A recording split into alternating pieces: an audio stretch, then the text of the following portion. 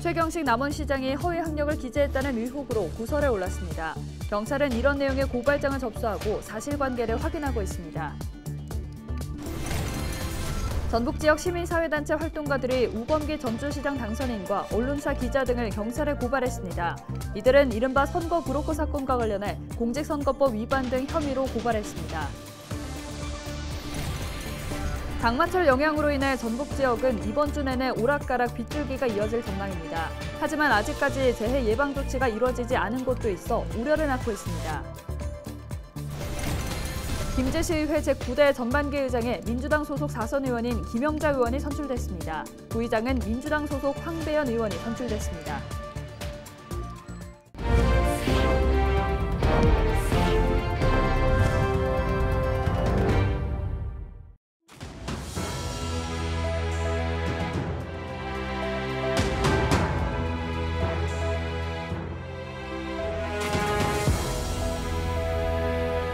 여러분 안녕하십니까? 헬로티비 전북뉴스입니다.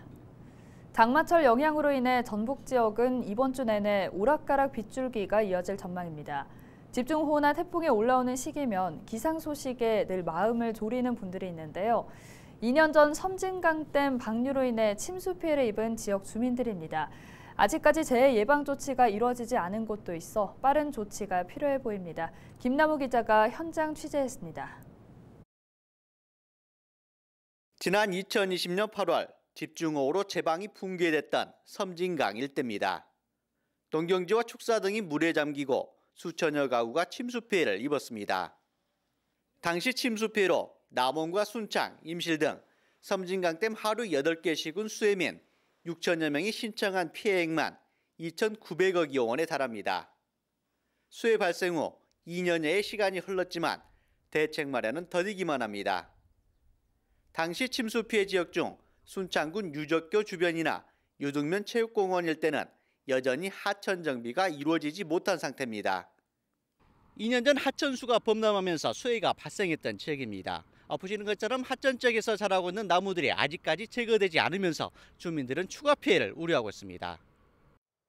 섬진강댐 건설 이후 하류 지역을 중심으로 퇴적물이 쌓이고 있는 것도 문제입니다. 하천 유량이 줄면서 쌓인 퇴적물에 나무나 잡풀이 무성하게 자랐는데 댐에서 대규모로 물을 흘려보낼 경우 물길을 막아 피해를 더욱 키운다는 지적입니다. 지역 주민들은 이 같은 수림화 현상을 막기 위해 잠복 제거 등 하상 정비를 요구하고 있습니다. 섬진강댐 방류로 인해서 넘쳐가지고 이곳이 전체가 다 침수됐던 자리고요. 아직도 지금 하산 정비도 안 되고 퇴적층도 지금 그대로 있기 때문에 장마가 시작되니까 걱정이 많죠. 아직도 그런 대책이 안 나오기 때문에 저희들은 지금 비만 온다고 하면은 걱정이 앞섭니다. 지자체는 예산 부족을 토로합니다. 순차적으로 위험 지역부터 하천 정비에 나서고 있지만 역부족입니다.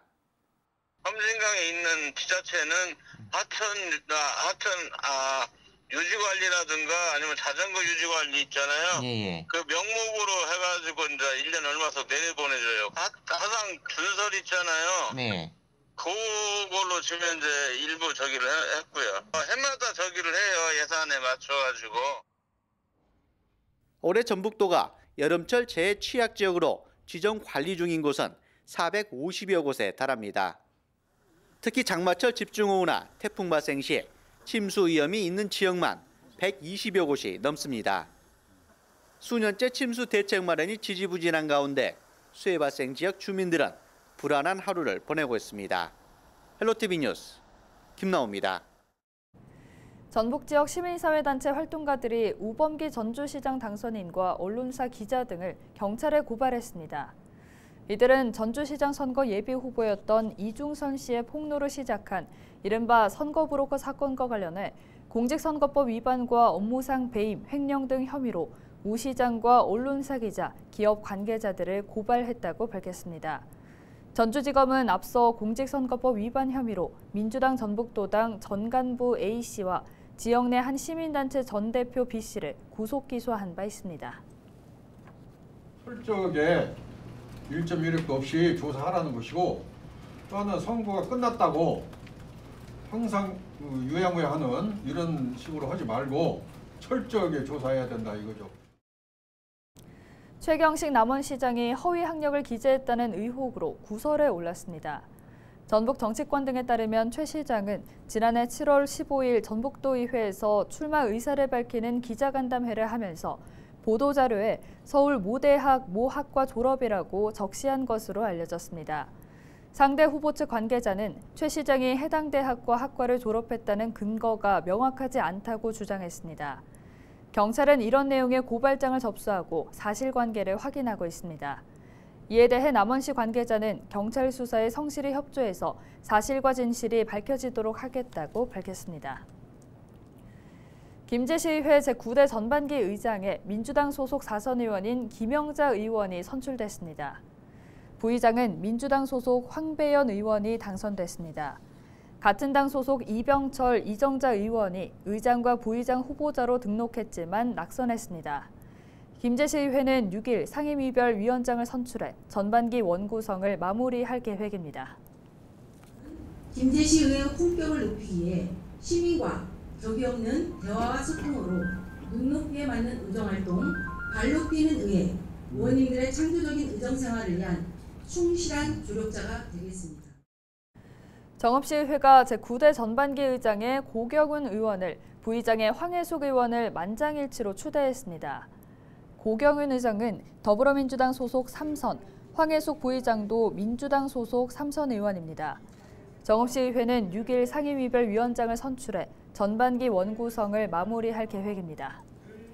후대의회는 적극성과 협치 그리고 청렴을 중시하여 시민으로부터 신뢰받고 사랑받는 의회가 될 수 있도록 우리 17명 의원 모두가 혼신의 노력을 다할 것입니다.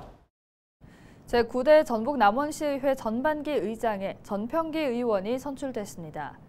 신임 전 의장은 지난 7대부터 당선된 3선 의원으로 운영위원장과 예산결산 특별위원장 등을 역임했습니다. 부의장에는 재선의 이미선 의원이 뽑혔습니다. 신임 전 의장은 시민들에게 신뢰받는 의회가 되도록 최선을 다하겠다고 말했습니다. 순창군의회는 임시회를 열고 제9대 전반기 의장단을 구성했습니다.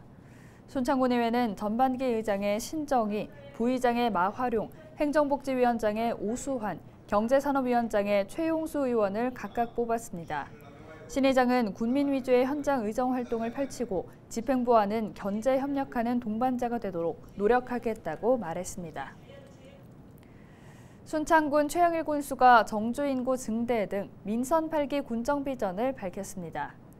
최영일 군수는 순창군청에서 기자간담회를 갖고 민선 8기 역점 사업으로 정주 인구 증대를 강조했습니다.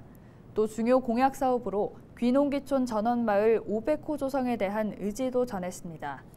최 군수는 퇴직 예정자와 연금 생활자 등을 대상으로 다양한 귀농귀촌 유인책을 추진하겠다고 말했습니다.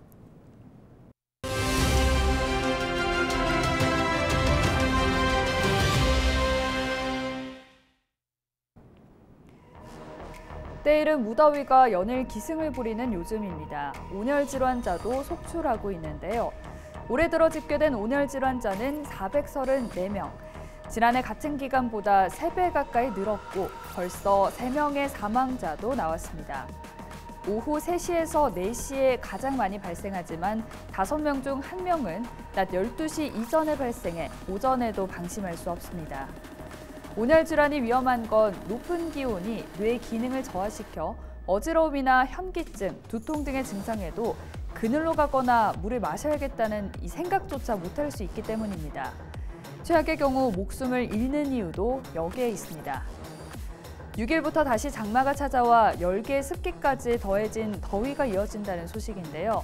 고온 다습한 환경에선 땀이 잘 증발하지 않아 온열 질환이 많아집니다. 충분한 물을 마시고 더우면 그늘에서 휴식을 취한다.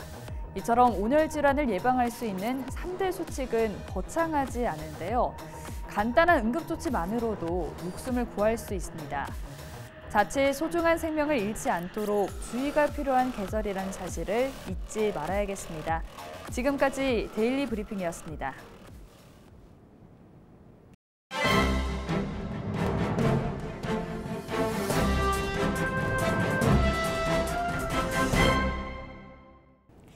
신문브리핑 전북도민일보 기사입니다. 이달 12일부터 보행자 보호 의무가 강화된 도로교통법이 시행되는 가운데 대부분의 운전자들이 변경되는 교차로 통행 방식 등에 대해 혼란을 겪고 있는데요. 이번 보행자 보호 의무 강화 등 개정 도로교통법은 횡단보도 앞 일시정지 의무 부여가 확대됩니다. 기존의 도로교통법은 보행자가 횡단보도를 건널 때만 일시정지하면 됐지만 개정 도로교통법 시행에 따라 모든 차의 운전자는 보행자가 횡단보도를 통행하고 있거나 통행하려고 하는 때에는 일시정지 후 보행자가 통행을 마친 뒤 서행에 통과하면 됩니다. 설치된 신호기가 없는 어린이 보호구역 내 횡단보도를 주행할 때는 다른데요. 해당 구역의 경우 보행자의 통행 여부와 상관없이 무조건 일시정지를 해야 합니다. 어린이 보호구역에서는 언제 어디서 아이들이 뛰어나올지 모르기 때문에 일시정지 후 주위를 살핀 뒤 서행해야 하는데요. 위반 시 승합차는 7만 원, 승용차는 6만 원의 범칙금이 부과되며 벌점 10점이 부여됩니다. 해당 구역에서 보행자를 살피지 않아 사고가 발생할 경우에는 교통사고 처리 특례법에 따라 5년 이하의 금고 또는 2천만 원 이하의 벌금이 부과됩니다. 지금까지 신문브리핑이었습니다.